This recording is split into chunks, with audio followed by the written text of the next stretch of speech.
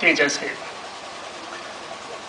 नंदनीय अवसर, अभिनंदनीय विद्वान आ चिरवंदनीय समाज। निस्संदेह एहिठाम एला के बाद जे खुशी के पैमाना छे ओकरा कोनो भी मीटर से मापल नहीं जा सके छे। गत वर्ष से एहि प्रकल्प से जुड़ल छी, ओकर आइ सार्थक अनुभूति एहिठाम भ रहल अछि। एहिसँ पैघ प्रसन्नता के कोनो विषय नहीं छे। जे सोच छे ओ सोच जहन परिणाम बन कऽ अबै छे तो वह प्रसन्नता के विषय बने छे। अस्तु, हमरा बहुत अधिक पाठक जी जकाँ क्षमता नहीं अछि कि हम बहुत लंबी देर तक मैथिली में अहाँ सबके सम्मान कर सकै छी, अहाँ सबके संवाद कर सकै छी। आ संगे किछु छथि विद्वान मंच पर जिनका लेल हमर विषय संप्रेषणीय बने, वो प्रयास करब हम, आ हम कोशिश करब कि हम हिंदी में अपन वक्तव्य के एहिठाम प्रस्तुत करी। मुख्य विषय हम ओना हमर विषय अछि उग्रतारा का मंडन, लेकिन ओहिसँ पहिने किछु चीज कहब आवश्यक अछि। हम निराशावादी नहीं छी, हम आशावादी छी। हम आशा एहि टूटल मंदिरों में देखै छियै, एहि टूटल विद्यालयों में देखै छियै। क्या तो ये विद्यालय की स्थिति केवल महिषी गांव के विद्यालय के स्थिति नहीं छे, ये पूरा भारत के जे छे ई अस्तित्व के बयान कर रहल छे कि शिक्षा के स्थिति कतऽ जा रहल छे। ई प्रशासनिक पदाधिकारी के लेल विषय छे चुनौती के कि स्कूल कोना ठीक होए। ये हमर चिंता के विषय केवल एतबाटा छे कि हम ई प्रशासन का ई गप कह सकिए। दोसर प्रमुख गप, एक आर परंपरा अपना सबके बीच में चल रहल अछि। वो परंपरा अछि, तुम मुझे साधु कहो मैं तुम्हें संत, तुम मुझे साधु कहो मैं तुम्हें संत, मैं तुम्हें निराला कहूं तुम मुझे पंत। एक दोसर के जे प्रशंसा में अपन समय बिता रहल छी कि अहाँ हुनका साधु कहै छी, ओ हमरा संत कहै अछि, एहि सोच से हमरा सबके निकल के बाहर देखना चाहिए। आ तखने हम कहै छी कि उन्हें है कल्पना प्यारी हमें सच्चाई प्यारी है, उन्हें है कल्पना प्यारी हमें सच्चाई प्यारी है, जरा तौलो तराजू में किसकी तौल भारी है। प्रमिल जी, निस्संदेह हम अहाँ के संग ठाढ़ छी एहि सांस्कृतिक महोत्सव के सफलता के लेल। ई प्रारंभिक क्षण छियै, 1 साल 2 साल, हम आइ दोसर साल नहीं, हम 50 साल के लेल देख रहल छी कि जहन एही ठाम से ठाढ़ भऽ कऽ प्रमिल जी आ अहाँ एक गाँव वाला सब अहाँ सबके धन्यवाद देत। ई राज्य में एकर स्थान बनते, ई देश में स्थान बनते, निस्संदेह अंतर्राष्ट्रीय स्तर पर एकर चर्चा अवश्य हेतै। लेकिन जेना हम काल्हि कहने छलहुँ मीडिया में, आइयो यह गप कहब कि एक चना जे छे ओ समूचा भरभूजा के संकेत नहीं दे सकै छे। समाज के जुड़ना चाहिए, परिवार के जुड़ना चाहिए, जन जन के जुड़ना चाहिए, कण कण के जुड़ना चाहिए, तहन जाके एक समवाय के सृष्टि होय छे। जहन एक नहीं हेबे, एक साथ मिलकर काज नहीं करबे, कोनो भी महोत्सव है, कोनो भी उत्सव हुए, वो सफल नहीं भ सकै छे। तें लऽ नहीं केवल कार्यकर्ता, नहीं केवल समायोजन करता, बल्कि अहाँ सब जे भी कियो ग्रामीण छियै, सुदूर गांव के लोग के छथिन, ओ सबके मिलल जुलल प्रयास के परिणाम एहि सांस्कृतिक महोत्सव के सफलता होना चाहिए।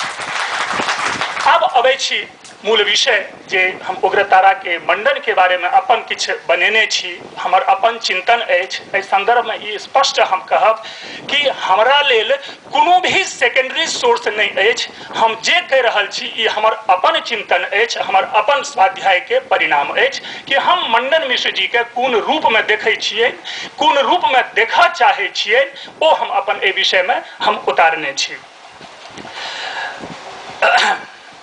केना लंबी चौड़ी भूमिका छे, वो सब चीज सुनैत जे भी विषय हेतै ओहि विषय के हम विश्लेषण अवश्य करबे। किसी भी सामाजिक एवं सांस्कृतिक परंपरा की अस्मिता व अस्तित्व का मूल्यांकन वहां की श्री समृद्धि से नहीं किया जाता, अपितु तत्त समाज की संस्कृति, आचार, विचार, चिंतन व सांस्कृतिक अनुष्ठानों से किया जाता है। यही कारण है कि यह कभी आर्य संस्कृति तो कभी अनार्य संस्कृति, कभी सैंधव संस्कृति तो कभी वैदिक संस्कृति, कभी पाश्चात्य संस्कृति तो कभी विदेशी संस्कृति, कभी तमिल संस्कृति तो कभी मैथिल संस्कृति के नाम से पृथक पृथक जानी जाती है। अलग अलग पहचानी जाती है। इन संस्कृतियों में कदाचित मैथिल, या ऐसा कहें कि अपनी संस्कृति ही उन विशिष्टताओं से युक्त है जो दृढ़ से दृढ़तर, दृढ़तम से दृढ़तम होती चली गई। अन्य स्थूल, दृश्य व केवल भौतिक भावों को प्राधान्य प्रदान करने वाली पृथक संस्कृति के विपरीत इस अध्यात्मोन्मुखी, उन्नीत चिंतनोन्मुखी, प्रकृष्ट ज्ञानोन्मुखी तथा सतत प्रवहनशीला संस्कृति ने अणु में भी आनंद का, परमाणु में भी परमानंद का न केवल अन्वेषण किया बल्कि उस परम आनंद को प्राप्तव्य बनाया। ये हमारी मैथिल संस्कृति है। विश्व की कोई भी ऐसी संस्कृति नहीं जिसमें इतने अधिक पर्व, त्योहार, उत्सव, समारोह व अनुष्ठान हो जितनी की मैथिल संस्कृति में। उन्हीं उत्सवों में आज सर्वप्रतीक्षित, सर्वाधिक प्रतीक्षित, विद्वदभीप्सित महोजस्वी महोत्सव उग्रतारा सांस्कृतिक महोत्सव है, जिसका आनंद प्रिय जगत आज साक्षी भाव को प्राप्त हो रहा है। स्पंदन की तरह सर्वत्र समवेत इस अति महनीय भावना के संदर्भ में माहिष्मति में इस प्रकल्प का संकल्प धारा पर चिर चैतन्य संचारिणी संजीवनी की अवतारणा के समान है। दिव्य ज्योतिर्दायिनी दीप शिखा की संस्थापना के समान है। आवश्यकता है तन मन धन से संलग्न होकर इसे सफल बनाने की, आगामिनी संततियों को वास्तविक अर्थों में मनुसंतान बनाने की, वह भी उस माहिष्मति में जो ना तो उग्रतारा की है ना ही मंडन की है। प्रत्युत जो उग्रतारा और मंडन की है, उग्रतारा के मंडन की है और उग्रतारा और मंडन के सलक्ष्य स्थित संतति की है। ये महिषी किसी एक की नहीं है, हम सब की है। प्रश्न यहां पर उत्पन्न होता है कि कौशिकी की सार्वकालिकी चंचला व पावनी जलधारा से संसिक्त इस सुरम्य धरा माहिष्मति का मिथिला, भारत अथच विश्व को क्या अवदान है? इस सामान्य का क्या विशेष है? निस्संदेह इसका सर्वोत्कृष्ट उत्तर होगा भक्ति, ज्ञान एवं कर्म। भक्ति अर्थात उग्रतारा के प्रति सर्वात्मना समर्पण, ज्ञान अर्थात समग्रता की परिभाषा मंडन तथा कर्म अर्थात इस अविश्वसनीय जगत की विविधता का विश्वस्त व्याख्या का राजकमल। निस्संदेह जीवन व जगत के समग्र अवदानों में सर्वश्रेष्ठ अवदान ज्ञान है। कदाचित भक्ति, ज्ञान व कर्म ही इस प्रदेश की धृति आरूढ़ मति, गति व स्थिति है। यही तो इस सांस्कृतिक महोत्सव का प्रतीक चिन्ह भी है। ये मंडन स्वयं में एक संस्था है, कालजयी विचारक हैं, भक्ति, ज्ञान व कर्म के कर्मस्थली हैं, मर्मस्थली हैं, नर्मस्थली हैं। यह उनकी नवोन्मेष शालिनी प्रतिभा है कि उस युग में जिसमें संचार साधन का सर्वथा अभाव हो, उस प्रदेश में जो प्रतिवर्ष विभीषण बाढ़ की विनाश लीला का साक्षी हो, वहां रहते हुए अपने को उस परमोत्कर्ष व चरमोत्कर्ष पर आरूढ़ कर दिया जहां केवल ज्ञानैक चक्षु मात्र से देखा जा सकता है तथा जो स्वयं में अद्भुत लोक की अद्भुत कथा प्रतीत होती है। यही तो मंडन का अवदान है। 8वीं 9वीं शताब्दी को अपनी उपस्थिति से उपकृत करने वाले इस विद्या मार्तंड को समालोचक सुरेश्वराचार्य नाम से भी जानने का विशृंखलित प्रयास करते हैं। यह इनका वास्तविक नाम था या नहीं, यह विवेचन का विषय ना होकर पृष्ठपेषण है। यहां ऐसा कहने में मुझे कोई संदेह नहीं कि सुरेश्वराचार्य मंडन नहीं थे।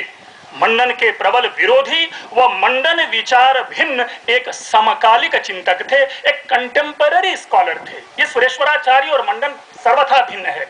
क्षमा करेंगे, मेरा 21 वर्षों का अध्यापन का अनुभव है। मेरे अंडर में 6 पीएचडी अभी चल रही है और अभी लेटेस्ट पीएचडी आई है जो शंकर दिग्विजय पर है। शंकर दिग्विजय को मुझे पूरा आद्योपांत पढ़ने का एक क्षणिक अवसर मिला है। मैंने अभी उसका गहन अध्ययन नहीं किया है, क्योंकि जो मेरी स्टूडेंट है वो लेकर के आई, और चूंकि शंकर दिग्विजय अपने यहाँ घर घर में सब जगह व्याप्त है ये बातें कि मंडन और भारती का शास्त्रार्थ को बताने वाला एकमात्र प्रामाणिक ग्रंथ शंकर दिग्विजय है। हमने जब उसे पढ़ा तो मुझे लगा कि यह अतिरंजना से युक्त है, इसमें कोई भी ऐसी विशेष बातें नहीं बताई जा रही है जो हमें पढ़ करके जिससे हमें बहुत अधिक उत्साहित होना चाहिए। एनीवे, उचित तो यही होगा कि किसी उपनाम के विवाद से ऊपर उठकर उन्हें यानी मंडन को केवल और केवल मंडन मिश्र के नाम से ही जाना चाहिए। उसे किसी भी अन्य उपाधि, अन्य किसी भी नाम से जानना, मुझे लग रहा है इतिहास को विपरीत दिशा की ओर ले जाने का निष्फल प्रयास होगा। अब प्रश्न यह उत्पन्न होता है, क्योंकि अभी हम लोग 2-3 दिन से हैं और निरंतर आपस में चर्चा चलती रही है कि मंडन कहाँ के हैं, मंडन के कहाँ के नहीं हैं, मंडन मिथिला के हैं या मंडन मध्य प्रदेश के हैं। बहुत सारी बातें हैं, कई सारे तर्क हैं। हमें इसमें इस ढंग से सोचना चाहिए कि हमें यह कहना चाहिए कि महान आत्मा, महान विभूति दैशिक व कालिक परिधि से परे होते हैं। उसे किसी भी देश या काल से जोड़ करके नहीं देखा जाता। जब व्यक्ति महान हो जाता है, वे जागतिक होते हैं, भौतिक होते हैं, और प्रतिक्षण एक ही विषय से एक ही निष्कर्ष निकालते रहना भी विफल, निष्फल व दुष्फल कर्म होता है। यानी हम बार बार ये अब कहें कि मंडन महिषी के ही हैं, अब वो कहने का अवसर नहीं है। जो स्थापित है, हम स्थापित को स्थापित करेंगे, पुनः वो पृष्ठपेषण होगा। इसलिए इस विषय में ना पढ़ करके कि कहा कि मैं एक उदाहरण देता हूं जिस पर शायद आप लोगों ने कभी विमर्श नहीं किया होगा।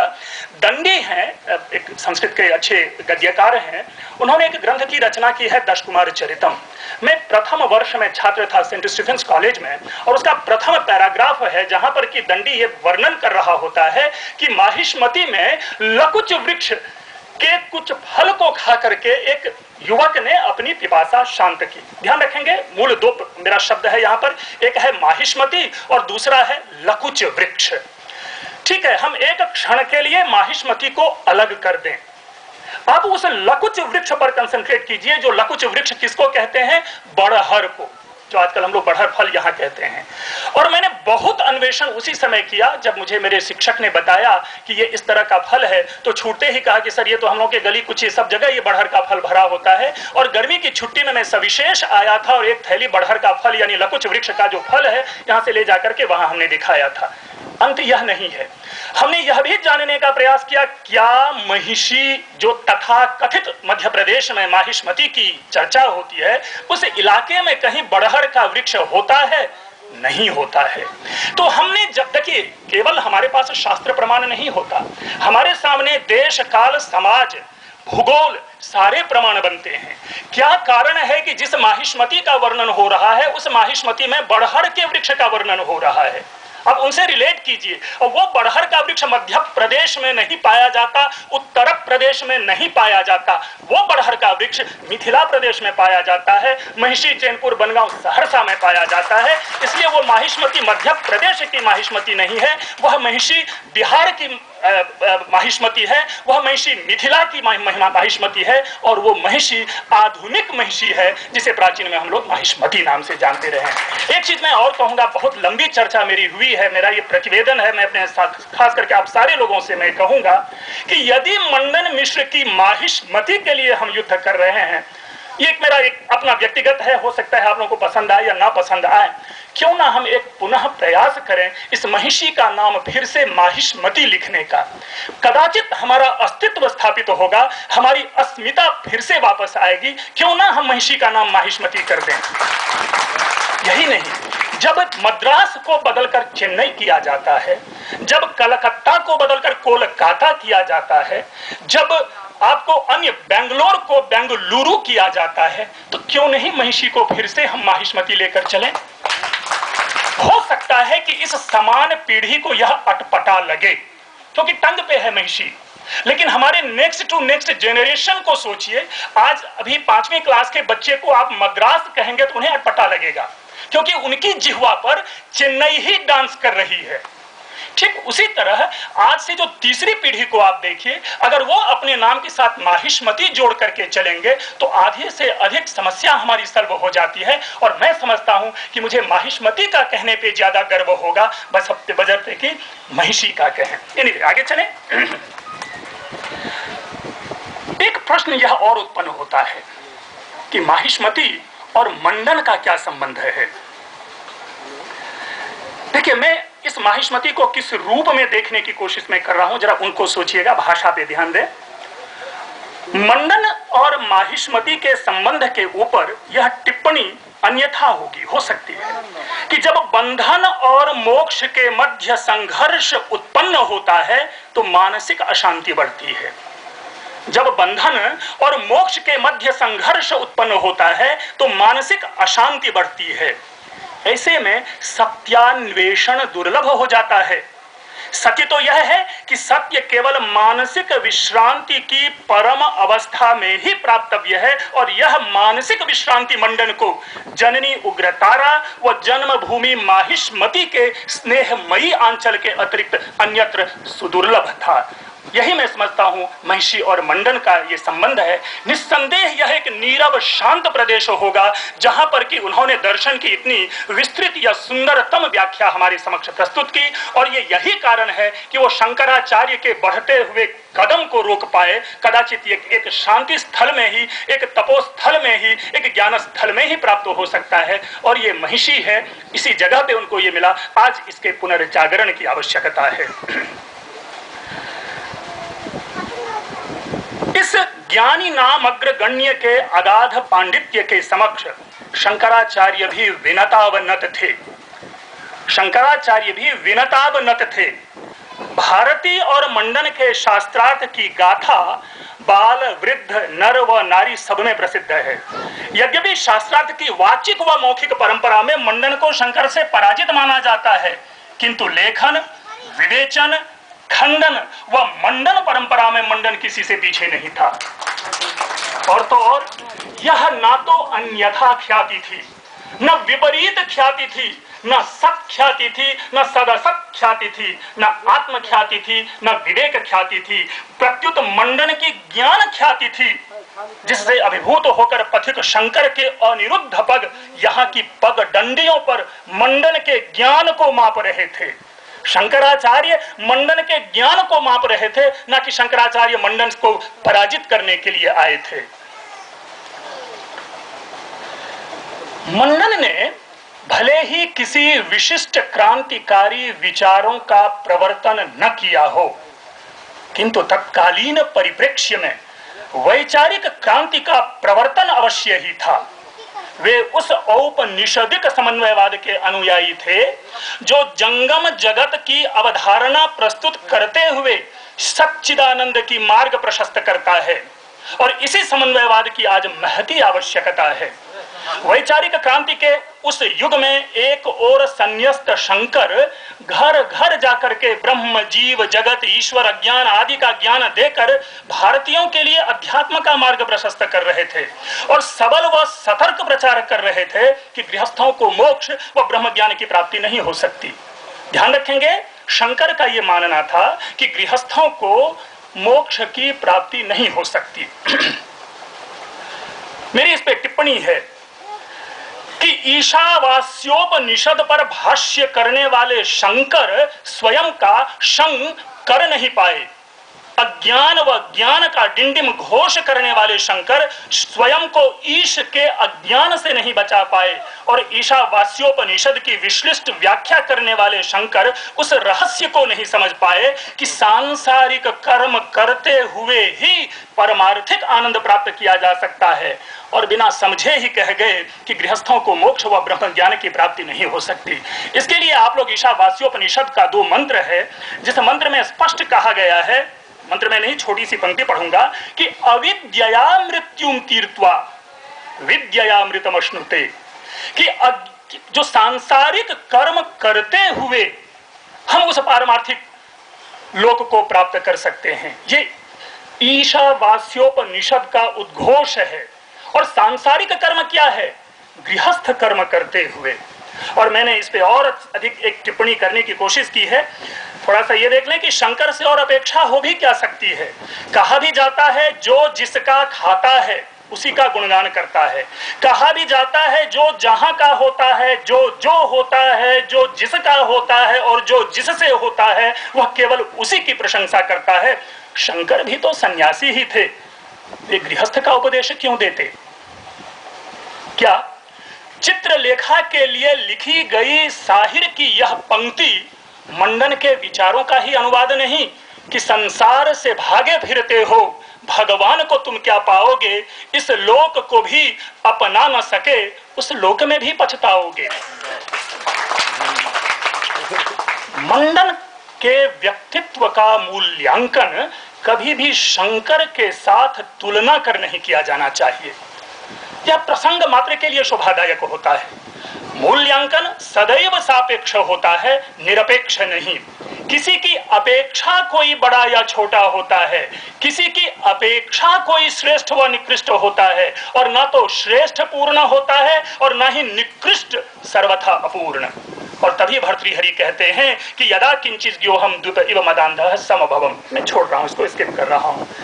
आप लोग सारे अच्छी तरह से जानते हैं कि मंडन की क्या रचना है, किस प्रकार की रचना है। मैंने देखा बहुत सारी इस पे चर्चा है, सारे लोग अधिकार पूर्वक उन विषयों पर बोलते हैं, बोलने का प्रयास भी करते हैं मंडन के ऊपर, इसलिए उस विषय को छोड़ रहा हूं। एक और प्रमुख विषय है जो मेरी अपनी व्यक्तिगत धारणा है। मिथिला नगरी कर्मकांड की संपोषिका रही है। आज भी समस्त मैथिल जन इस अनिर्वचनीय मंत्र व तंत्र के ही अनुपालन में समर्पित दिखते हैं। निस्संदेह मंडन ने यज्ञ, दान, तप, त्याग आदि के प्रतिपादन से इस परंपरा को भी आगे बढ़ाया।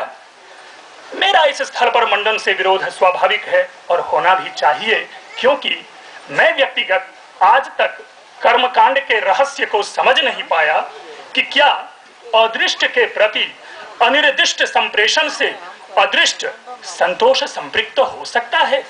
नहीं, आज तक मेरे लिए यह विषय अगम्य ही है कि मरणोत्तर भी कोई जीवन है।